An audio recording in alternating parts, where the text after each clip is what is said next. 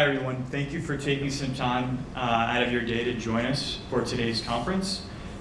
During the presentation today, I'm going to talk a little bit about one of our EB-5 projects that's currently available called St Petersburg, and I'm also going to share some general tips about pursuing an EB-5 investment and how to avoid risk. Unfortunately, there's a lack of transparency in the EB-5 visa space. And for those of you seriously considering making an EB-5 investment, whether it's with our company or any other company, there's a lot of very important questions that you need to be aware of and ask in order to make an intelligent and fully informed investment decision. We'll be available in the next room to answer any one-on-one questions, and I'll try and cover as much as I can in the next 15 or 20 minutes, but there are many more things that you need to consider and research, so let's get started. So, first we're going to talk a little bit about the EB-5 visa investment program. So as you heard earlier, EB-5 is an investment program that's been around in the United States since 1992. So it's been around for more than 30 years. Thousands of investors have gone through the program. It's a proven method, the fastest method for foreign investors to obtain green cards through investment in the United States. The goal of the program is to create new jobs for American citizens and to stimulate the U.S. economy. It's administered by the USCIS, the department of the government that handles immigration, and so we work with them to structure projects that meet the EB-5 program requirements. So, there are many, many different reasons why EB-5 investors choose to make investments in the United States. You probably are familiar with many of them: education, access to better medical care, travel flexibility, lower tuition costs for students studying in the US, better employment access, retirement benefits. There are many, many reasons why investors choose to come to the United States. These are just some of the most common reasons. Maybe you're probably familiar with most of them, but there are probably some other benefits that you may not be aware of as well. So, a little bit about EB-5 Affiliate Network. We've been in the EB-5 space for about 10 years. We've worked with over 2,000 EB-5 investors from more than 60 countries, including India. We've worked on more than 220 projects over that time. 30 of those projects are ones that we actively manage and administer with USCIS. The company is founded and owned by 3 partners. I'm Sam Silverman there on the left-hand side. 30 seconds about me. I grew up in South Florida, studied economics and Chinese at Yale University, and then worked at the Boston Consulting Group, one of the major strategy consulting firms globally. Then after that, I was working for the professional golfer Jack Nicklaus, moved to Beijing, China, ran his real estate group in China, and then after that, Stanford Business School and Law School, and started EB-5 Affiliate Network. My other 2 partners have institutional investment and law experience. Mike Schoenfeld worked at one of the top private equity firms in New York, and Tim Shee worked at the top ranked law firm globally called Cravath, Swaine & Moore, one of the oldest law firms founded before the United States. We have an on-the-ground permanent presence in India. Samir and Rishad were just in the other room. Amazing 2 individuals that we're proud to have affiliated with our team. They've been in the EB-5 space for many years and have been working extensively with our team to inform investors and our partners about the EB-5 program, the way to structure the projects, and how to successfully complete the immigration process. We own and operate 15 regional centers that cover most of the United States. We've set up another 80 or so regional centers for other clients. Part of our business is not only structuring our own projects, but also putting together the required documents for other projects. And so, having done thousands and thousands of pages of documents, we know exactly where the problems are with these EB-5 projects, and thus how to address those issues and make sure that investors have the best safety protections built into the projects. This is a map showing where many of our investors come from around the world. This is another map showing where most of our projects are located in the United States. We have about 60 different active project locations currently, many in the Northeast, many in Florida, and many on the West Coast. So, as many of you know, just quick show of hands, how many people knew that there was a new EB-5 law that just got passed 2 weeks ago? A couple people. Okay. So, how many of you have relatives in the United States who are on H-1B or F-1 student, something like that? Okay, a few as well. Okay, so there are many changes in the new EB-5 law, but the most important change is that for those investors who are already in the United States on H-1B or F-1 or some other visa category, those investors can now immediately change their status with an EB-5 investment, which means that if they're on H-1B or F-1, they could stop being a student, stop working, and immediately remain in the US legally and not have to have a work visa. It will take a few years to get the green card in their hand, but they can remain legally, quit their job, stop being a student, and the pending EB-5 application allows them to stay legally, indefinitely in the United States. So it's a really powerful change. Unfortunately, it only applies to investors who are already in the US on another visa. So it's great for your son or daughter or grandson who's in the US studying or is working at a job and may want to quit and work for a startup. It's perfect for that situation. If you're going to be investing for yourself or a student or child who's in India, it's still going to unfortunately take a few years to get the green card. Anyone telling you it's going to be in 90 or 120 days, they're lying. Run away from them. That's complete bullshit. Just avoid that.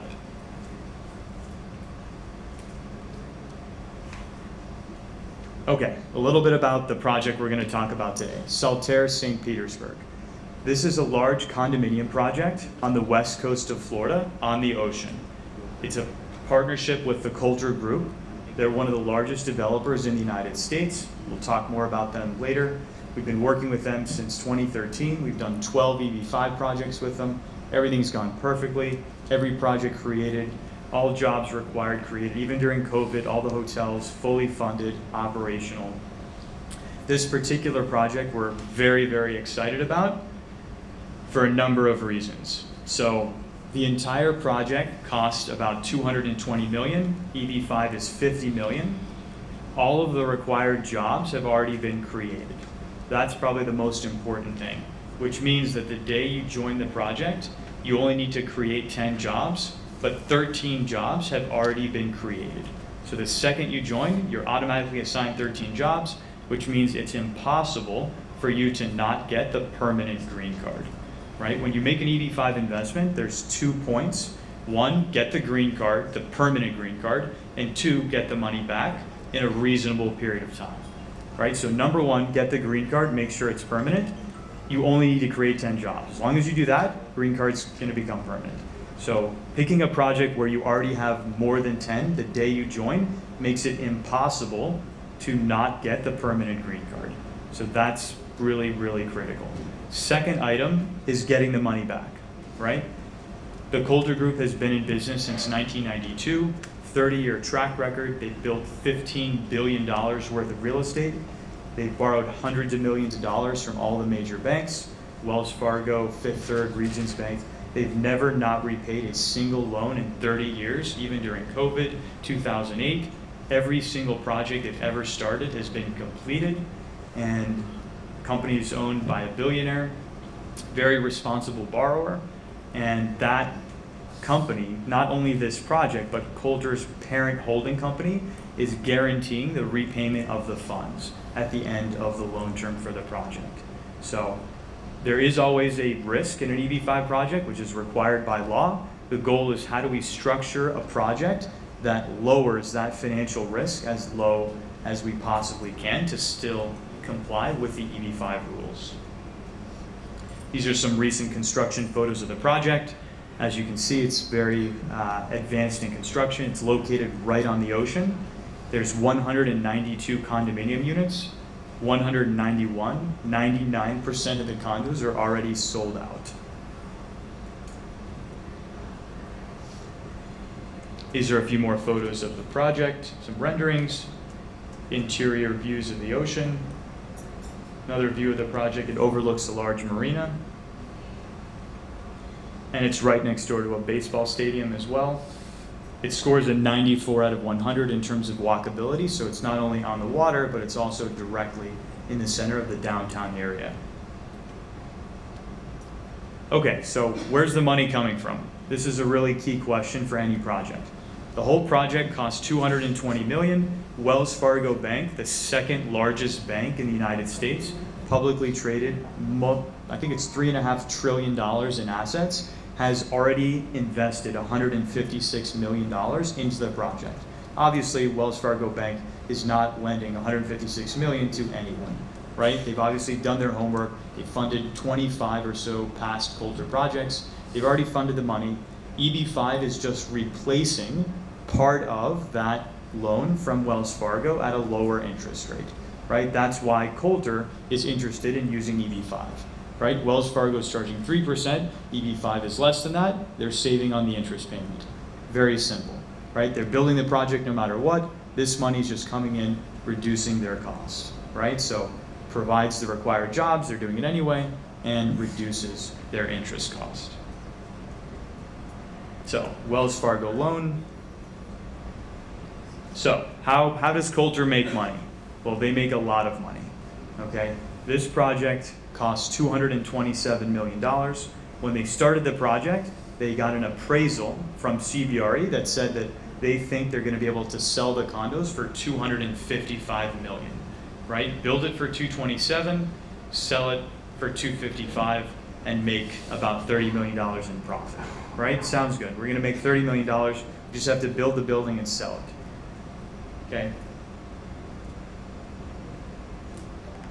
But then COVID happened and prices in Florida increased, right? So now, instead of building for $227 and selling for $225, they've actually sold 99% of the units and locked in about a $90 million profit. Triple the initial profit that was anticipated. So very, very profitable project. And they're actually doing a third tower just 2 blocks away because they've run out of units and they know there's still a lot more demand. And when we say pre-sold, what we mean is if a unit costs $1 million, it means that a buyer has put down $250,000 cash, non-refundable. And when the building is completed, they have to put up the final $750 within 30 days. Otherwise, Coulter can sell the unit to someone else, right? Obviously, because prices have doubled, everyone is going to complete the purchase and then, could sell the unit to someone else for a profit. So we talked about this a little bit earlier. Whenever you're looking at an EB-5 project, there's 2 things: immigration safety, financial safety. Those are the only 2 things that matter. Immigration, you need 10 jobs. This project already has 13. That's the only requirement you have to meet. On the financial safety, you want to make sure that there's a fixed loan term. So there's one day when Coulter has to repay the entire loan, and then the next day we repay each investor individually. Many projects that you'll see, there's no definite end of the loan, or it's an equity project, which means that your money could be trapped for 10 plus years, right? There's no fixed obligation to repay the funds. The money could just be there forever, right? Which you want to avoid, right? You want a loan project with a fixed term where okay, maybe it's going to take 5, 6, 7 years, but there's going to be one day where the money's coming back and the obligation to repay that money is from a major entity that has a huge balance sheet, right? That's really, really critical. Okay, job creation, we talked a little bit about this. The entire project creates about 2,366 jobs. As of March 1st, we've already created 998, but we only need 870. So even if construction stopped tomorrow, or there was a nuclear bomb that leveled the project, everyone in it would still get their permanent green card. Money's been spent, jobs have been created, the money cannot be unspent, right? So why do EB-5 investors choose to work with EB-5 affiliate network? A few reasons. First, I-526 approval refund guarantee. The main reason you're pursuing an EB-5 investment is to get the green card, right? So if for any reason your green card is not issued, you don't get the approval, Coulter's parent entity with a huge balance sheet is repaying you within 90 days, Never had it happen, but we still have it in place just in case. Second, fully committed projects. This means that Coulter doesn't need any EB-5 money. All the money is coming from other sources, and EB-5 is just replacing part of the funds from the bank. Third, job creation. All we have to do is complete the building. Jobs are there. In this case, construction's so far along that all the jobs have already been created. Independent. So we're completely independent from Coulter. We work with many other projects as well. Coulter is one of the largest developers that we work with, but we're 100% independent. Coulter doesn't own any part of our business. We don't own any part of Coulter's business. We're completely independent, which means we have a legal duty under US law to look out for the best interests of our investors. Many of the other projects you'll see here, not true, which is allowed under US law, but it's not going to be good for the EB-5 investors if there's ever a problem with the project. Transparent reporting.